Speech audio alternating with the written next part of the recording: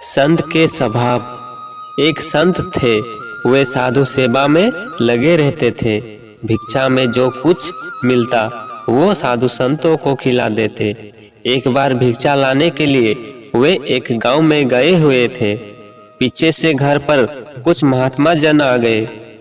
उन्होंने संत जी की स्त्री से पूछा, संत जी कहाँ है?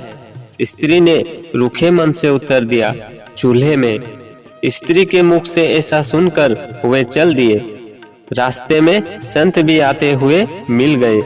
साधुओं के बतलाने से पहले ही उन्हें अपनी स्त्री के स्वभाव का भान हो गया था। वे बोले, महाराज, मेरी स्त्री के कहने का बुरा ना माने। असल में संत महात्माओं का भोजन आदि कराने के लिए उसे चूल्हे का ही ध्यान रहता है। यो कहकर वे उन साधु महात्माओं को फिर घर लौटा लाए। साधुओं को वापस घर आया देखकर वो स्त्री पेट दर्द का बहाना बनाकर खटिया में लेट गए।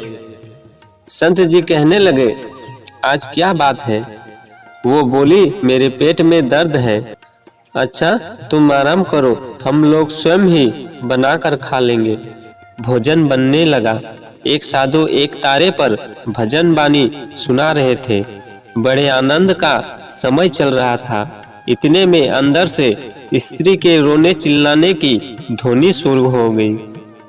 उस स्त्री के पेट में सचमुच जोर से दर्द होने लगा। रोने की आवाज सुनकर संत दौड़कर पत्नी के पास गए और किसी वैद्य डॉक्टर को लाने के लिए कहा। स्त्री बोली, यो पीड़ा दवाई से शांत नहीं होगी, इसकी दवा मेरे पास है। आप लोग नदी पर स्नान आदि से निवृत्ति होकर आ जाइए, तब तक मैं दवा खाकर ठीक हो जाऊंगी।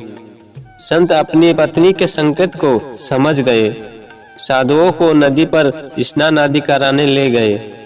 उनके जाते ही वो उठी और भगवान के आगे झुककर अपने दुर्व्यवहार और झूठ बोलने का प्रायश्चित करके रसोई के काम में लग गए।